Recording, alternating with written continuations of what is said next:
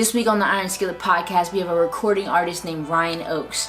Ryan's from the Northern Virginia area. He started making music in middle school, but it wasn't until one of his friends challenged him to make a mixtape in high school that he started to take it seriously.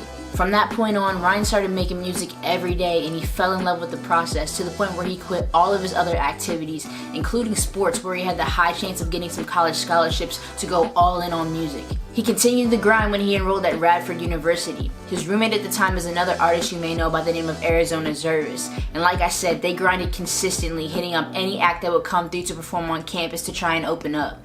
As Ryan finished up his internship for his college career, all of his hard work had started to pay off, and he was able to make a stable living strictly off of doing music full time.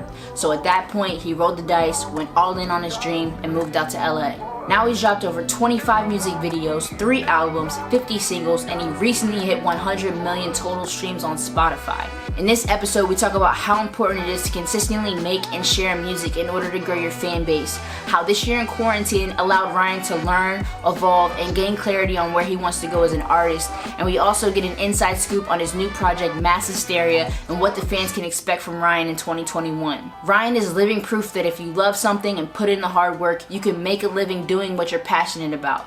So let's get into this episode of the Iron Skillet Podcast with Ryan Oakes.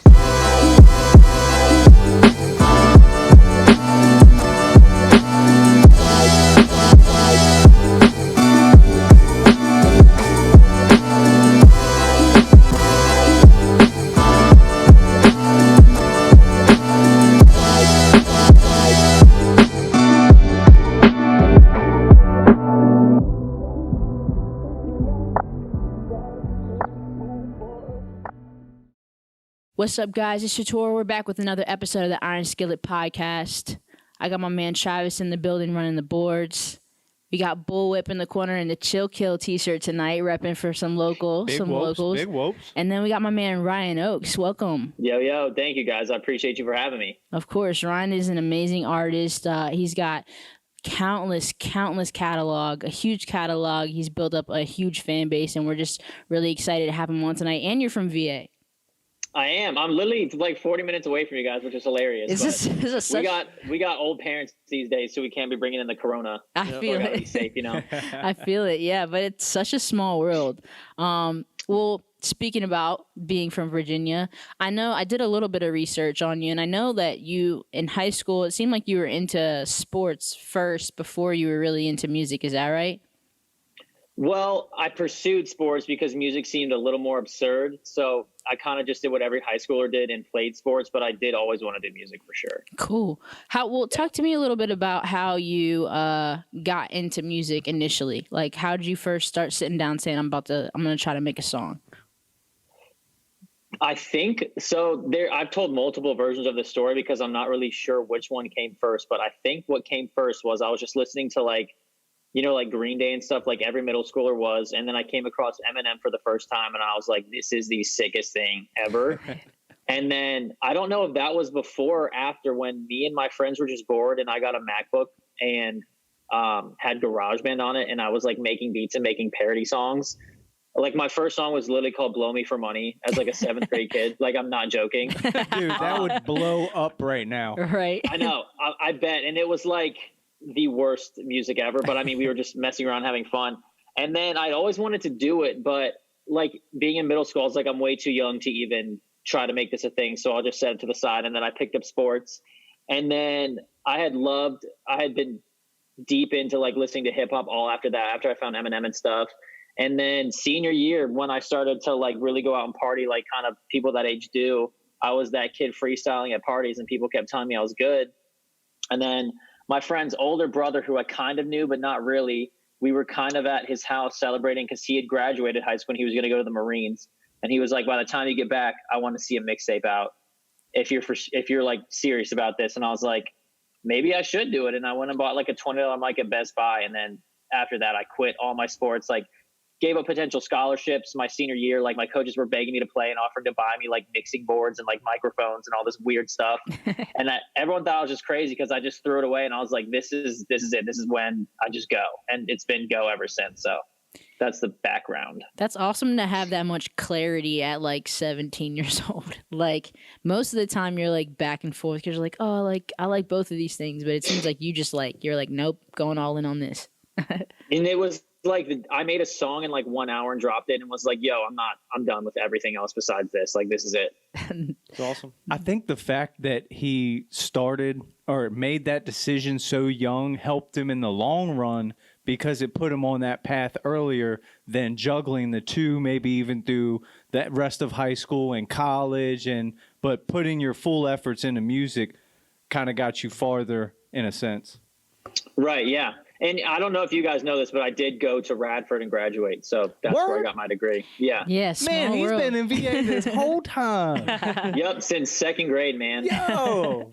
Small world, That man. is small world. We have some friends that also went out there and they used to throw some pretty crazy parties and do some shows. Well, talk to me about that. So I imagine you went to college and just kept grinding and making music, and Radford seems like you could A party town. Yeah, you know what I mean? Like you could share your music with a bunch of people and that might help kind of get the word out. Right. So it did and didn't work out very well just because it was a nightmare trying to make as much music as I wanted to make and go to class. Like I hated it, but Bradford, not knocking it as a school, I probably didn't really even learn anything the whole time I was there. But no, yeah, it was cool. I don't really make party music like that, so it didn't really click, but I had some party songs. Like I don't know if you guys know who like Arizona Zervis is, the Roxanne guy. Yeah. Me and him were playing shows at like Radford, WVU, JMU, all in college. And he had the more party songs, so it was better for him, but like partying wasn't really my niche, if that makes sense. Mm-hmm. So it didn't really get me traction around the university. Like I would try to open up for the people who came and they were just kind of like, no. And I was like, all right, fine. But yeah, I mean, it worked out in the end, so I have no complaints. Again, connections. It's like crazy because our homie used to shoot his videos when he was, in high school, and here you were doing shows with Arizona, and it's just like, what do they say? 2 degrees of separation or whatever it is. For like, sure. Who's your homie? One Room Media, J-Law Out of Hagerstown. I feel like I definitely wait. He might have shot one of my videos, but I don't know. I don't remember. It's Wouldn't surprise me, man. This dude's been doing it. He shot Lil Sky's videos and early on. But this is about you, not them, okay? Let's get back to it. Yeah. But like you were saying, how you don't make party music, in a sense, because I feel like the way music, or at least, hip hop, is going, your style of music is at the forefront, I feel, at the moment. Yeah, I honestly lucked out. I mean, it just comes down to like knowing yourself. Like I don't like going to parties that much, so I didn't really make party music. I made a couple songs intentionally for that audience just to have them, but like I've always been super about just kind of like whatever is bothering me or like whatever I want to make a difference with is what I try to like gear towards in the music, if that makes any sense. Oh yeah. I can throw one of your records on and rock out just straight party style, but I'm that guy. I like that dark stuff. Yeah, and I also like fitness is a huge part of my life. So when you hear those bangers, I make those so I can work out to them, and it just kind of works in that way. So that's cool. dope. Yeah, no, that's super lit. I know I'm not going to get too deep into it, but I know I came across Millennial Meltdowns, how I came across your stuff. And there's some songs on there where I could turn up a little bit because there's just a lot of energy. And if you relate to it, like it's maybe not a party record, but you could be like yelling every word because you're like, I feel this. You know what I mean? Yeah. So yeah, those are like the bangers for the shows for sure. Definitely. Well, did you get to do any big? I know you said you were reaching out to people to open up in Radford, but were there any big shows that you got to do while you were out there, or did that all come after?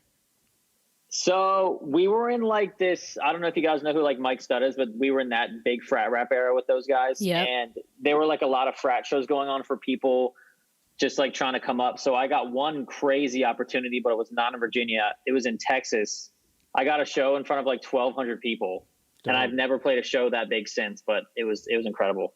Yeah. That's awesome. That is crazy. Yeah, and It was with do you guys know that song Ice Cream Paint Job by Duro? Yeah. Mm-hmm. Yeah. Imagine me opening up for him, because that's exactly what it was. And it was the most wild. Yeah, it was like the most wild mix of music I've ever seen, but it worked somehow. That's awesome. That is like opposite ends of the spectrum in hip hop. Like that's crazy. No, that's They got those still kids dope. so drunk, that they didn't even care. They They're were just like, let's oh, do it. dude. You were probably way ahead of your time as far as music at that point. Yeah, dude, it's like kind of crazy how everything is coming full circle back to like kind of what I do is kind of becoming more popular very fast. Definitely. It's like a breath of fresh air. I love it. Oh yeah, for sure. I just like new sounds. You know, you get the same sound for a couple years on the radio, and then finally something. And you can't even call it new because it's like we've had this type of music, but it's like punk with rap with trap, and you know what I mean. It's like blending stuff. Oh, it's beautiful. Love it. Definitely. Well, when you graduated, did you go back to Virginia to try to plot on what you were going to do next, or did you immediately take the trip? Because I know you eventually ended out on the West Coast. Yeah, so I graduated college, and in order to finish my major, I had to do like a certain amount of work, like an internship type thing. So I did that. I was a personal trainer. I like this super nice gym. It was going to be a great job if I wanted to take it. And then it was training like NFL players, which is dope. I trained some like Redskins for a few weeks, and I was like screaming at them, and it was terrifying because I did yell at football players to like stop talking. Yeah. But like the hours were like 5 a.m. to 8 a.m., noon to 3, and then 6 to 9 p.m. when people were like between lunches and work and stuff. And I was like, I have no time to work on music. I'm just going to finish these hours. And then luckily my friend had one more semester left at West Virginia that fall. So I took his room that fall, and I was like, let's just kind of see how LA goes. And then once I got there, everything just kind of took off on Spotify and started paying my bills. So I was like, this is clearly a sign that I should be here. And I've been there ever since. That's amazing. Yeah, that's awesome. Wow. Yeah. That's like obviously someone that makes music from a small town. I feel like that's everyone's dream. But to also the point that like people skip over is the fact that you were in for 4 years, rinsing and repeating, making music every day. I feel like that's the part people don't realize. They're just like, oh, I want to go out to LA and get popping on Spotify. But it's like you got to make like hundreds and hundreds of songs to perfect your craft and everything like that. So. Oh yeah, I'm still doing it. I'm still making a song every day almost I try. So it definitely takes that repetition that is so brutally painful sometimes. I feel like it's probably cool too because you probably know that being like an athlete and like just having that like mindset of like training from a physical standpoint. It's like you have to push through all of those like moments when you're just like I don't feel like doing this. Like it's just more about the reps than anything. So. Sure. And then, I mean, as much as people hate Russ, I was like avidly listening to all of his advice at that time. And that was when he was telling people to drop songs every week. And I was like, all right, if Russ did it, I'll do it and see what happens. And it literally just worked. So I got very lucky. That's awesome. So man. would you say consistency is like a big part of building a fan base? Building a fan base, getting better as an artist, because you're pushing yourself to get better. You have to drop the songs every week. And if they're bad, it's going to be embarrassing. So you can't let them be bad because you're trying to make it as a musician. Yeah. And I even think that just because everyone has been locked inside all year and hasn't been able to tour, that we'll see that happening again all next year. Like I know a lot of my independent friends who have been fortunate enough to get make their living off their Spotify streams and get super big on the internet. They're all just going to let songs fly every week or every other week all next year and just repeat that same method. And I'm doing every other week, I think, next year, which is crazy because I swore I'd never do that again, but here we are. Because everyone I just feel like people will get left behind if they're not, letting music fly because we don't have excuses anymore. People are like, well, I was touring all year. No one had anything to do. So if you're not dropping as much music as you can next year, I think that you'll see yourself fall behind very quickly. Yeah, that's good advice. I want to get to the, quarantine topic, but I still got questions of the early on. Yeah, go for it, man. Sure. I want to know what sports were you doing in high school? So I initially was super obsessed with football, and then I kind of got like a lacrosse bug. And if you play lacrosse, they make you do it year round in high school, and it's totally ridiculous. Like I was playing tournaments every weekend, every season of every year, and it was atrocious. So I just did that. And then senior year was when I was going to hopefully have a big season and at least be good enough to get some sort of scholarship. And that's when I quit and threw it away. So we'll never know. Yeah. For good reasons. Right. Totally. Yeah. I'm glad. Like if it didn't work out, that'd be humiliating, but here we are. We're doing okay. Exactly. But you can't live with the what ifs and you know what I mean? That's something I dread. And it's like, if I was going to be an NFL player, that's different because like they make millions of dollars, but like Major League Lacrosse players probably make like $15,000 a year. So it's like, I didn't miss out on much. Yeah, very true. Very true. But if you're doing something you love, I mean, I don't know. Sure. Yeah, totally. I'm all for it. But, all right. I want to know, were you ever a skater? I'm getting that vibe from your music, but I'm going to go out on a limb and say he never skated. What do you count as being a skater? Because I had the middle school skate phase for sure, but I never. All right, you were a skater then, because I consider myself a skater because I had the same thing. Okay, yeah. I mean, yeah, I did. I probably did like 5th and 6th grade. I was skating a lot, and then after that, I just stopped. Dope. I think the coolest thing I could do was like grinding and do a pop shove it. Like I couldn't even kickflip, so I don't really know. Dude, I was right there with you. It was like 1 or 2 tricks. Mm-hmm. Do you think that kind of influenced the music you were listening to at the time? I know you said you started with like some Green Day and then eventually came up on Eminem. For sure. And dude, I don't even know if I've ever mentioned this in an interview, but in elementary school and in middle school, I was playing in pop punk bands. Like we were making pop punk music. Yeah. Oh, yeah. Yo, that's crazy. That's yeah. lit. Like we played at our 5th grade show. We played Sugar We're Going Down by Fall Out Boy. We played a show in front of, and like our end of the year party, and everyone was going crazy. And then, I think we stopped in 6th grade though, because everyone kind of, once you hit middle school, people go to new schools here and you get like separated and make new friends. So we just kind of stopped. Right. That's pretty awesome. Wow, that is interesting. We got the exclusives on this one. I know. Yeah, right? I don't think I've ever brought that up before. That's awesome. Somebody's gonna have to dig into the archives and pull up a old VHS tape recording of it. Yeah, and find it. Yeah, seriously. Oh my God. Well, there's one thing I did want to ask about. So I had seen with your Spotify stuff a couple, maybe it was like a year ago, your top song is that remix, I think it's Drinking About You remix.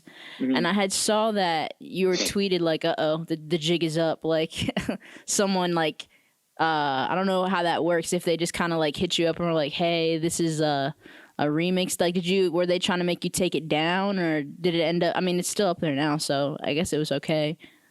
So the Drinking About You experience has been a nightmare, to say the least.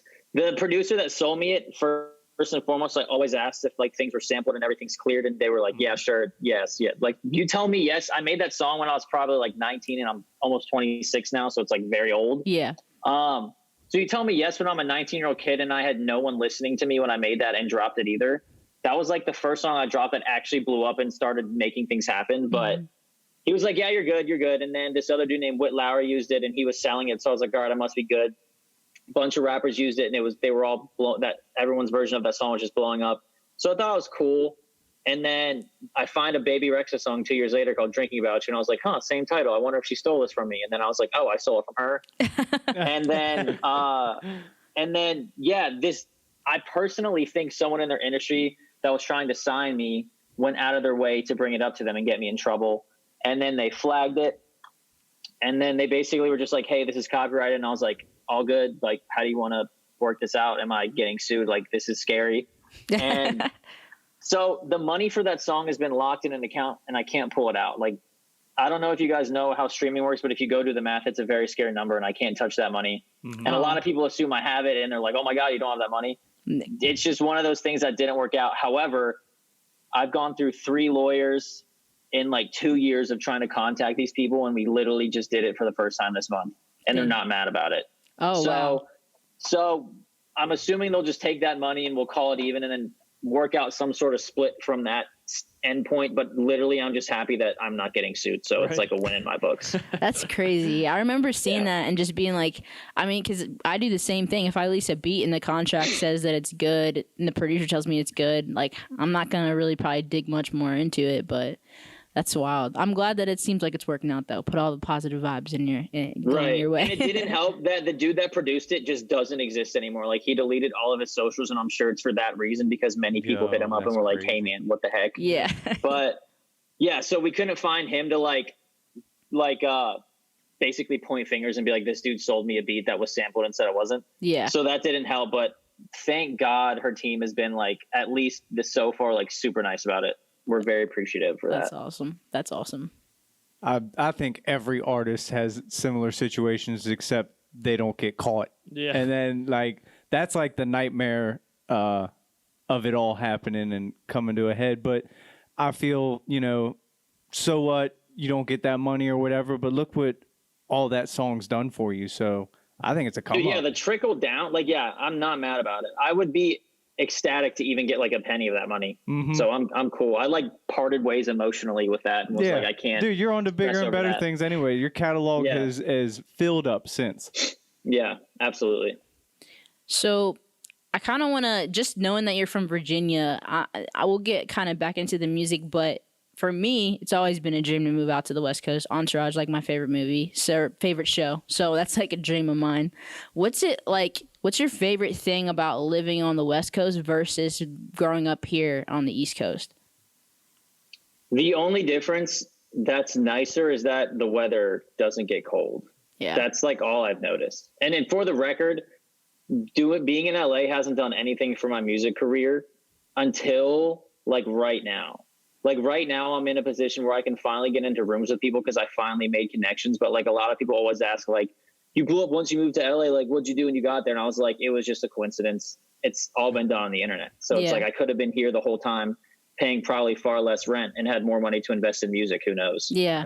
That's good advice. That's something to think about for people for sure. Especially nowadays because COVID. Yeah, no, for sure. Yeah, seriously. I've been here since August. Yeah.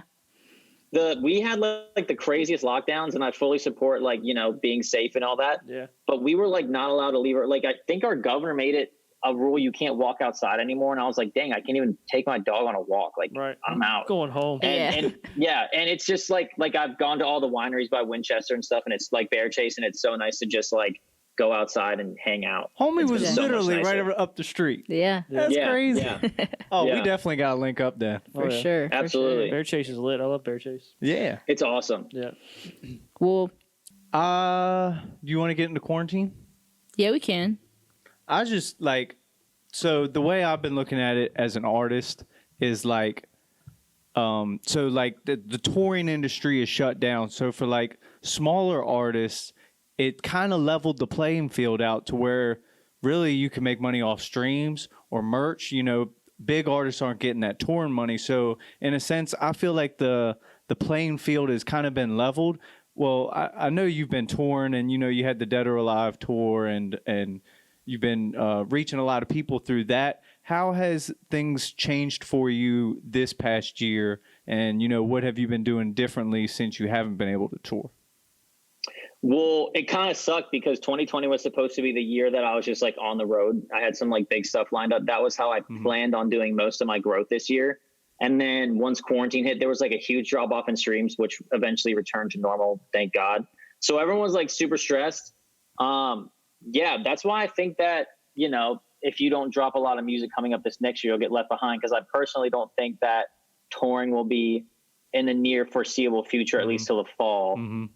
I agree. And yeah, and they said like 70% of venues will close down. So like even if I try to book a tour, it'll probably be impossible because there's going to be 100% of the bands going to only 30% of the venues now. It's going to be a freaking nightmare. Only the bigger ones.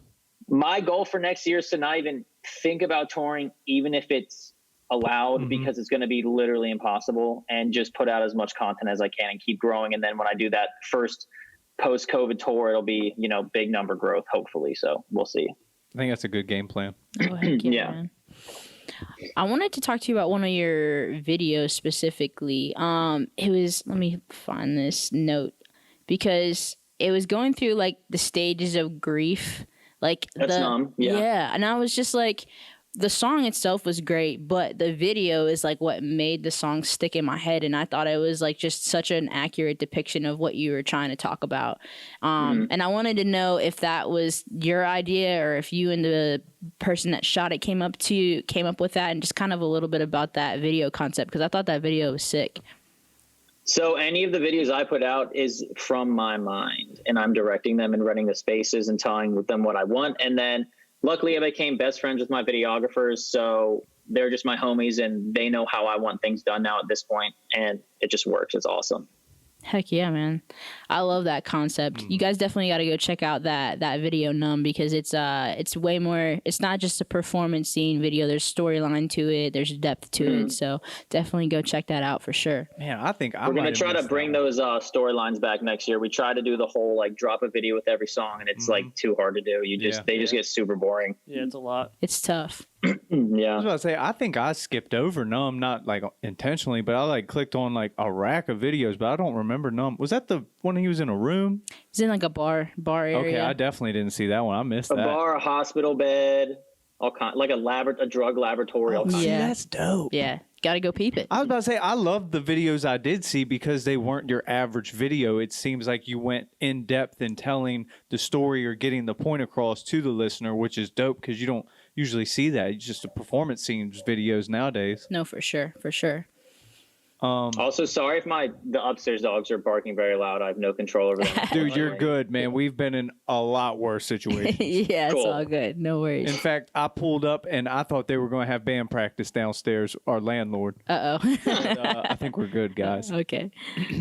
Real quick, I want to talk about your tour or the Okay. Dead or Alive tour, and you also had the vlogs with it. Mhm. So I know you're an independent artist.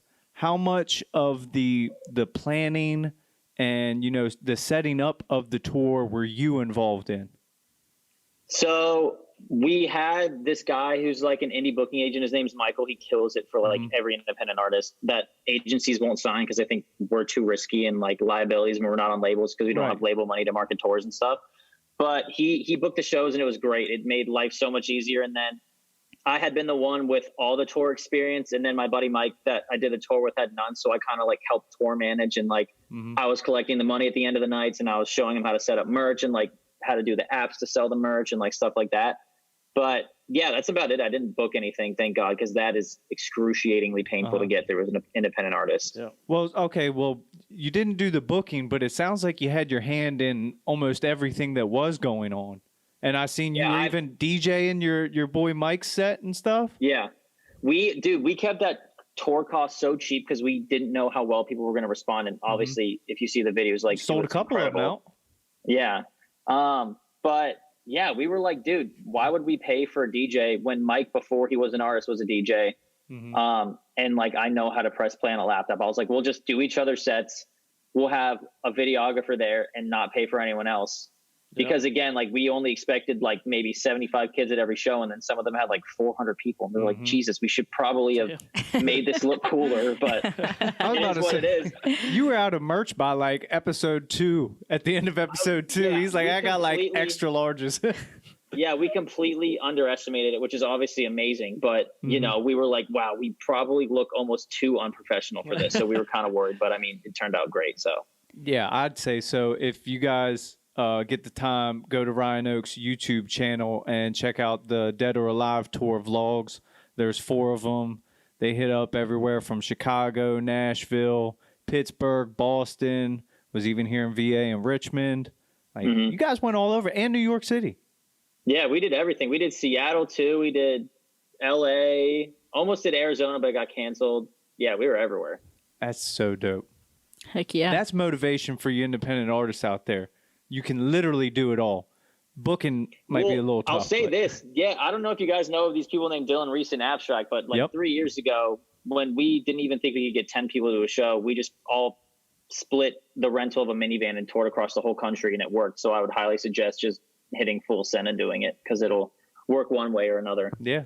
Small world. We had Dylan on the podcast like way back in the day. Like a year ago. Yeah, well, probably over no a way. year. Okay. Yeah. So he's awesome. He still shows love. Shout out to Dylan Reese for sure, for He's sure. the man. Yeah. I want to hear about your we talked about it a little bit before, but I want to hear about your re-release of Buried Alive, the story around that, because it seems like it's going well. People are going hard for you, but I kind of want to hear the story around that and like putting it back out. I mean, it was just a terrible, horrendous label situation. Like this one label has absolutely been killing it for like artists like me, and I know a lot of people there. And I was like, sure, yeah, let's try it. You guys are killing it. It's like an independent label. You're gonna let me drop songs when I want. You're gonna give me a nice advance, like cool marketing budgets and stuff like that.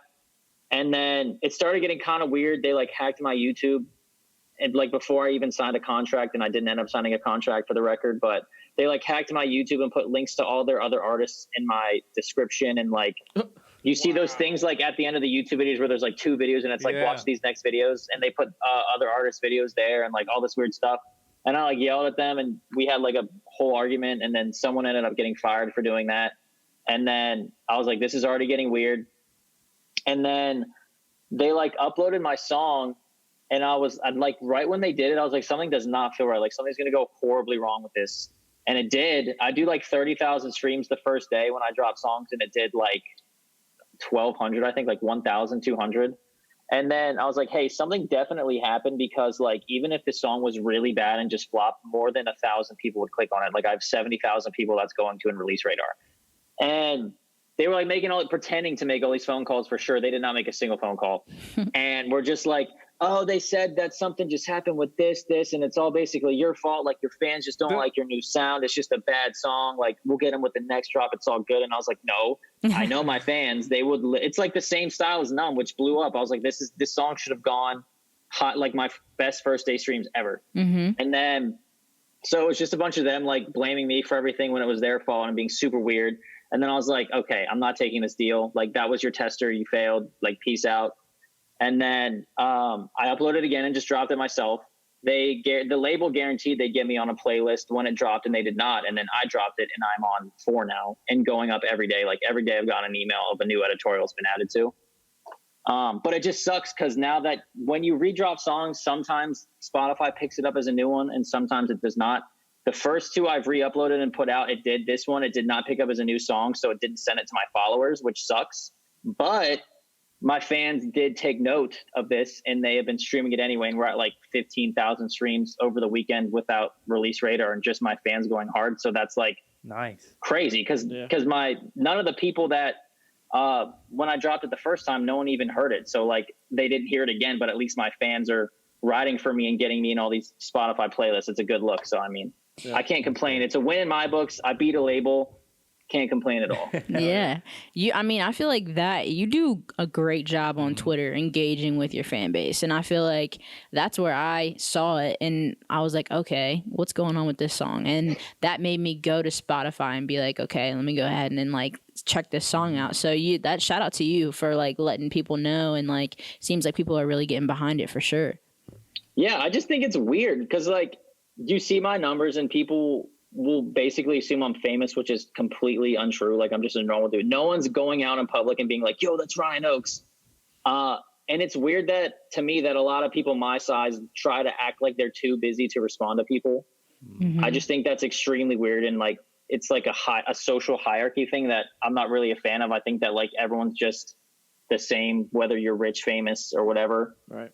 Most of the famous people I've met suck, so it's been a letdown to say the least. So it's just like, I might as well just be a normal person while I do music. Yeah. No, that's awesome. I always think that I don't want to run into like the celebrities that I look up to or rappers I look up to, because I don't want to get let down. Like I've heard stories from friends who have met these people. I'm like, yeah, I don't want to ruin my opinion on them. I feel I will say, I was watching when you sent me the podcast to jump on it. I was watching the video guy you sent me, and I saw you guys talking about MGK. He is the nicest dude ever. So we can confirm that. That's Shaw's guy. I can second that. I've met him multiple times, and like literally, well, just because I'm a fan. Like, and he sat there and talked to me for like 20 minutes for no reason. And yeah, he's so cool. Yeah, so awesome. It's good to know. There's some ones out there. Good ones. Yeah, There's some good ones. Some are assholes. So I'm to the point where I got just closing stuff. I don't know if you have. Brandon's the one that's got all these like left field. I'm gonna wait till we get to those. So, hold on. What was the song he dropped last week? Because I might have missed that one. Buried Alive. Buried Alive. All right, I missed that one. But I wanted you to elaborate on your other more recent single or music video, Ghost. I love that joint. That is like where I see the future of me going, minus like a couple more punk vibes that I have. Because like I love the Linkin Park style. Like I clearly on that song I pulled specifically from like Linkin Park influence. And I think it's the sickest thing ever. Awesome. I think Ghost was my favorite one on the entire album. So that's funny. He said Linkin Park. Well, not funny, but my girl, when I was going through and writing all my notes, my girl's like, "Is he rapping over a Linkin Park beat?" I'm like, "Babe, stop." Heck yeah. Hold on. Before I get to my fun questions, I have some other questions. but it's going to be, you know, kind of like a rapid fire. Just, you know, it doesn't have to be a long description, but I'm going to talk about one of your singles, or I'm going to mention a single, and then you just sum it up in a few sentences, you know, for someone who hasn't heard it. Okay. I'll Be Damned, featuring Mod Sun. If you took 2000s punk rock and made it and took everything that's cool about trap music and put it in one song and wanted to feel good about life, listen to that one. Damn, that was good. That's a good that was description. really good. That's intriguing. Like, people are going to hear you say that and be like, damn, I got to go listen to that right now. Let me pause this podcast real quick. That's good. All right. Save Myself. When you're in the worst situation of your life and everything seems like, and you're looking for something to drag you out of it, you have to realize it has to be yourself, and you just have to suck it up. My man, he's 2 for 2. That's good. Yeah. That's good. All right. Buried Alive. If you took all the cool things from metal and mix it with trap, you would get, and if you hate metal music, because for the record, I'm not a fan of metal music, totally respect everyone that likes metal music though, but like, it's not for me. I just like certain elements of it, which is going to sound very culture-y, but if you took the cool parts that a lot of people like about metal music, and if you don't like it and you like trap music, you'll still probably like Buried Alive. I don't know if that made sense, but I tried. That's good. We're going to give it to him. Not that there's a right or a wrong. And you know what? That's funny. I think I know where you're going with the metal, because I'm like the same way. I love the instrumentation, but sometimes I just can't get behind the vocalist. Right. I love screaming and stuff like that, but if a song's all screaming, I probably won't like it, because I really don't know what they're saying, to be honest. Yep, that too. That too. Or the Yeah, no, for sure. Sorry, that's the last time I'll do that. Yeah, I was like, where are we going here? Shah obviously doesn't listen to metal. Nah, I don't. I don't hate on it. I never came across my path. You know what I mean? Oh. All right, hold on. Before I want to get to my fun questions, just got a couple random ones. So we might have already covered this, but I'm going to go back to it and just rattle off all the questions I got. What inspired you to first start creating music? Like, what was that first spark of inspiration? So when people tell me I can't do something, I'm not going to stop until I do it. And when I put that first song out, people were like, why'd you do that? And I was like, oh, bet. That's it. This has to happen now forever. Yeah. Dude, that's dope. It's a good way to live. Yeah. That's dope. So, all right. We mentioned that you had a big year on streaming and are still having a big year on streaming. What are some ways you've capitalized on streaming in a year like this? Well, to be honest, I didn't stream as high this year as I did last year. I did, Really? I think, 3 million less, but obviously in the grand scheme of like 5 million, I think I did this year, and I did 28 last year. It's not that big of a deal. Okay. Obviously, it was a weird. Yeah, we like touring and stuff. You see your numbers skyrocket because people are like, "Oh, that dude was sick. I want to listen to him." And I couldn't do that, so I was like, "Yeah, that probably was just because of that." Yeah. Because in my opinion, like the evolution of the music is crazy, and my songs are only getting better. So it's like, I don't think it's anything I did wrong, but I mean, yeah, capitalizing on music in years like this, just going back again, like you want to drop consistently, and like I did, on average, I think I did every 3 weeks, but I thought I was doing every 4, but I'm gonna increase it to every other week all next year, just because like. Why would you sit on a laptop of music when there's not a label telling you you can't put music out? Just literally upload it. Like, I don't know why I'd be sitting on my laptop. So Give the fans what they want. That's it. right. Just give the fans what they want. That's the best way to sum it up. Is just like, give them as much content as they could possibly ever want. All right. Here's like a kind of a 2-part. So it sounds like you really put your heart and feelings into your music. Is that like a vessel that you use to kind of like channel your emotions, and also do you use real life situations to inspire these songs? Yeah, so when people ask me like what my favorite artist is, it's like I'm not drawing from music. Everything I put into a song has for sure happened, or I get like a cool idea, or I'll be like, even I made a whole album based around one phrase I heard in a movie, and then I was like, oh my God, that's crazy, and I made a whole album about it. Just like, yeah, it's like all real life experiences, and it's definitely like I've tried going to therapy and stuff in the past, and it helps a lot, but nothing helps more than just like making a song like Numb or like Save Myself, where I'm like, that is a crazy freaking song, like super powerful. It's just because it's just like raw emotion. It's like all for real. Right. Yeah. Was there a music video where he had a therapist in? I don't know. I didn't see one. I don't I'm not know. tripping. I want to say, dude, I've made so many videos that I don't even know. Dude, I was just clicking I through feel your like I did. YouTube, I feel and like I I feel did like do one that. of them had a therapist. So like you were sitting down, or I might be tripping. No, you might be. You might be right. Oh, you're right. You're right. I was my own therapist. Like it was going back and forth between me, and I was the therapist and the client. Yes. Yeah. See, I love his ideas for you know what I that's mean? They're fine. not just something, performance scenes. It's got more, it's got depth in it, and it really brings out the message in the songs. I really love that about that, man. Keep it up. Thank you. You seem like a super creative dude. Like I could see you. I don't know if you're into this, but I could see you writing like actual with your Screenplays treatments that you have for videos. I could see you turning those into like a little mini screenplay or something like that. I don't know if you're into stuff like that, but I could see that for sure. So I think the game plan for 2021 is I'm dropping so much music, and I did this whole thing where every song I dropped, I put a video out the last 2 years, and we're just not going to do that. I think I'm going to put my whole next album out with no videos. I have really cool visualizers to go with them, but just like no videos, because I do think the next step in like upping the creative, like making more people fascinated by what I do. That's what you want to do as a musician to like gain audiences. We're really gonna hone in and make like 4 incredible videos like over the course of the whole year. So hopefully it works. It might not, and I'll be blown if it doesn't, because we're gonna put a lot of time into it. But yeah, I think that's definitely the next step. Oh yeah. Hell yeah. I don't think you could go wrong with that. No. Not I at all. mean, No, spreading out definitely 4 not. dope videos with great concepts, even if people don't catch on in the immediate, when you drop it, it's always going to be there. People are going to find it. Hell, man, I was Right. watching videos of yours from 2 years ago. Right. I got fun questions if you want to. Go for it. You want me to do 'em? Yeah, go for your fun ones. Then we'll end with these. All right. Here we go. I got some crazy, not even crazy questions. This is just random shit. Okay. All right. So, what was the first CD or album you bought? So that I remember, Mm-hmm.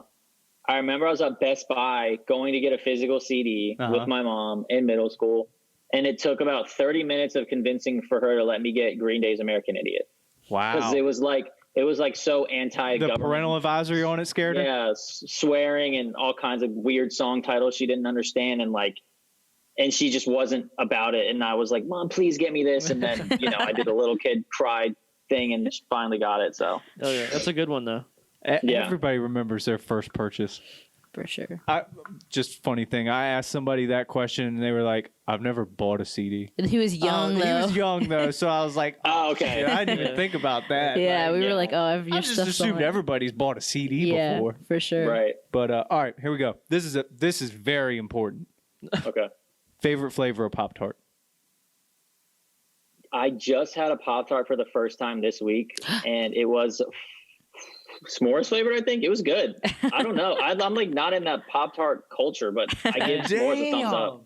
Hey, ain't nothing wrong with that. I commend you. I'm sure you've been having healthy breakfasts, which is even better. Right. Yeah, I'm a healthy guy. There you go. All right. Most memorable place you've performed at? Most memorable, I would say Texas. Let me try to think of something that was like more memorable though, because that was not memorable. Was that the Duro show? Yeah. Probably the sold out show in Pittsburgh last winter. It was like incredible. And Okay. it was That was it on the was the Dead or night I Alive met tour? yeah, and that was the night I also met my girlfriend's parents for the first time, and she wasn't there, and they live in Pittsburgh, and they came to the show and they're like, oh, my girlfriend's dating this guy who just sold out this venue. So it was like I looked super cool, way cooler than yeah. I actually am. That's Dude, awesome. that's love. Yeah. It was a cool first impression, so it was pretty dope. Nice. I could see that going a lot worse, so I'm glad it Yeah. went that way. Yeah. That's cool. That is cool. What helps inspire your creativity?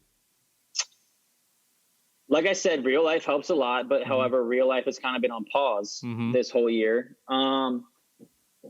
Honestly, this year I really did hone in on like just like movies and stuff. Like I'm trying to remember the name of this one movie.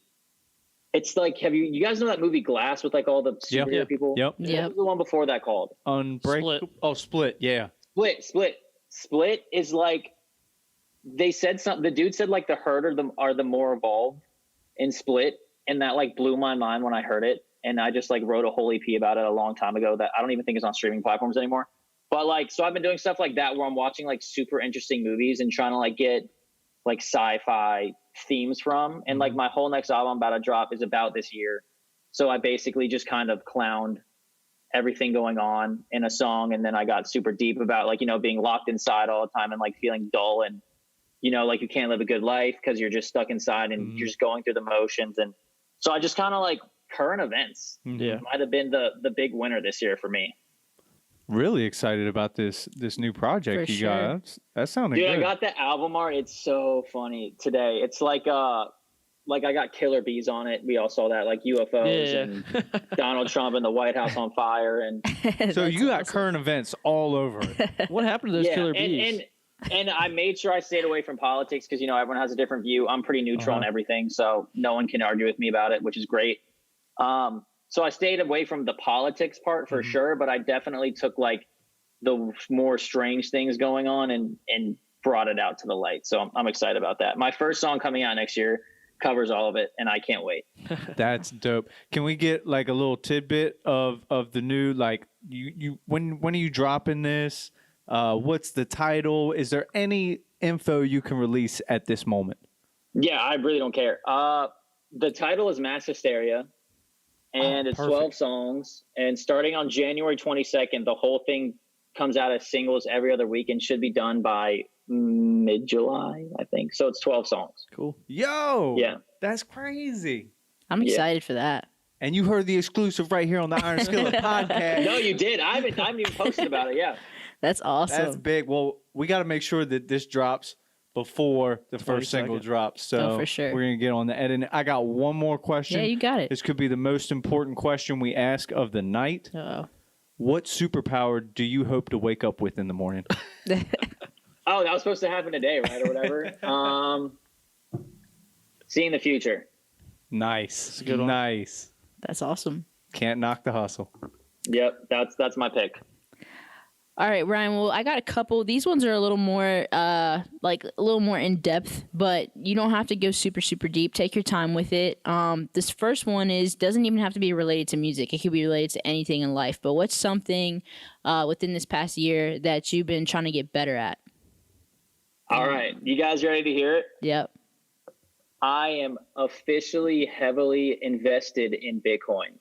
There you Dude, go. oh, man. Brandon's about to go we off. about to have a stock talk when we get off of here. Oh my god. Dude, I'm one of those dudes where it's like I can't, like, I love playing video games, but like it just doesn't set fires inside. And for whatever reason, like investing in Bitcoin, and I learned how to trade stock options and make all these like stock market moves this year, and it has probably been almost as fun as music has been for me. Like, I love that stuff.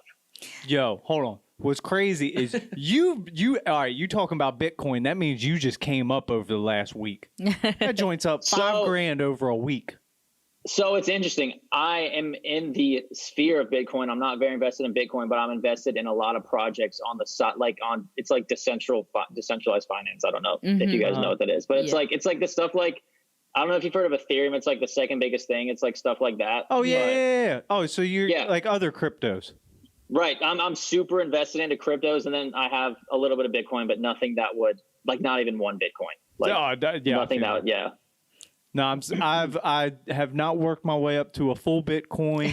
I'm on like Litecoin, Doge. You see Elon Musk tweeted about that last night. Yes. Dude, I made like a couple bucks off that. I'm like, how did this shoot up like that? And then sure enough, Elon done tweeted about it. Yep. But nah, that's what's up, man. Stocks, I just got into it. I can't even knock the hustle. We about to make some bread, my man.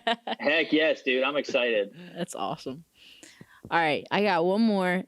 And I think this changes for everybody as you go through life, but right now where you're sitting, what does success look and feel like for you? It doesn't even have to be about music, but if you think about life, like if you were like, this is my vision, my feeling of if I was successful right now, what would that look like and feel like to you? It's a pretty generic view. I feel like my view of success, as long as you're like super happy for sure doing what you do. And my biggest thing in life is just like acquiring financial freedom and not having to like work for anybody else and being able to do what you want, which is why I'm so excited about like Bitcoin and like learning how to trade stocks, because when I'm done with music, eventually 20 years for like whenever that is, like I'm setting myself up to be set like basically forever. Yeah. So that's what it looks like for me. I just don't ever want to work for anyone. I don't like people tell me what to do. I don't think a lot of people realize that it's pretty easy if you just are willing to put the time and effort in to become financially free, whether it's from music or not.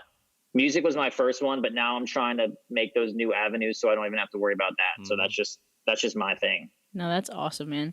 I saw something that you tweeted, which was like super inspiring to me. Cause I mean, we're passionate about what we're doing here, but we still have to work a day job as of now. But you tweeted like everybody that you like in your circle that's like living their dream just never stopped. Like they just never quit. That's dope. And I thought that Sure. Yeah. I mean, listen, like for some people, they weren't the artists. Like it didn't end up being them as artists, but they became writers for big people. And like, they all found their own like little avenues to go on. But I mean, 99% of my friends that like made music, like Arizona Zervis, he had that huge song. My friend, this guy named Zero, was in my house 3 years ago, basically crying, saying that like he didn't know what to do. And then 2 years later, he signed a multi-million-dollar deal and is set forever. Like just like things like that, they just happen. Like, and like in my case for like independent artists too, like all my indie friends that never quit, they're paying all their bills with their music, whether they're unhappy with that and want to be signed to labels is on them. But I mean, everyone I know that didn't quit is at least just paying their bills from their music stress-free without having to worry about where money's coming from the next month. So yeah, it's just like, don't quit. I'm 10 years in. People see my numbers and they're very impressed by them. I personally want to see, I want to double them and keep going and keep growing, but I have no complaints about where I am for sure. Heck yeah, man. That's awesome. Yeah. So just by judging by, your response to that, are you staying independent? Is that the goal? Is that the plan? So we approached this whole year like I was going to sign. Like I pretty much took probably 1 to 2 label phone calls every week. Mm-hmm. And I met some really freaking awesome people that were just down to help me. Mm-hmm. Labels were just weird though. Like because of the quarantine, they didn't have as much money because artists weren't touring on their 360 deals where they take all the money. Mm-hmm. So they were like, all the deals I got were just like super low. And I was like, it's all good. And no one was mad when I didn't take them because they kind of knew that I wouldn't take them. Yeah, I think I'm just gonna see what happens. I have some people that are watching every move and like are just kind of waiting to step in, but I'm not gonna. I was operating basically like I was gonna sign this year, and I slowed down my release schedules to kind of do it the label way. And then next year, I'm just throwing it in trash and like doing exactly what I did when I moved to LA, which was just like put out as much music as I can and just freaking grind, because I saw people like this guy named Chris Webby did it this year, and he had a huge. Like he's been big for a long time now, but his growth this year was like disgusting. And he was just dropping every other week. And I was like, if someone 5 times as big as me is doing it, and like Russ did it and all these people, I was like, I can just do it. He's not signed. Screw record labels. Like you don't need them to succeed at all. Arizona's song Roxanne blew up without that label. He did that himself, and then a label signed him. So I'm just going to operate like I'm not going to sign forever. Like I'm even like considering like signing no contract deals with like artists and just like helping them develop and like being my own label and helping people out. But I'll operate like I'll never sign, but if something comes in that's too good to say no to, I'm not opposed, if that makes sense. Definitely respect that. Yeah. Man, we just, first of all, lots of gems were dropped. And we got somebody from not far from where we live that's out there following their dream and kind of living their passion. So definitely super, super thankful to have you on, Ryan. Do you guys have anything else for Ryan before we wrap it up? Dude, I just want to say, keep that positive mindset and keep doing you. Dude, you're doing great. You're doing great. You ain't got to hear it from us, but dude, just keep it up and follow through with your plans, because ain't no telling where you're going to take it. Thank you, guys. I appreciate it. Yeah, before we hop off of here, Ryan, you want to tell people where they can find you at on some different platforms? Yes, a lot of people spell my name wrong. So it's Ryan, RyanOakes. A lot of people forget the E. Ryan Oakes Music on pretty much everything except for Twitter. It's Ryan Oakes because someone made like a troll account and got it deleted or something. I don't know. But yeah, so just Ryan Oakes. If you search me, you'll find me. I'm verified on everything. Don't click the Ryan Oakes Magician on Twitter. He's my arch nemesis. But yeah, that's where you can find me. Heck yeah. Make sure you guys go look him up, support him on social, check out his music on Spotify, videos on YouTube. This is a very, very talented guy. Thank you, Ryan, for your time. This has been another episode of the Iron Skillet Podcast. We'll see you guys next time. Peace.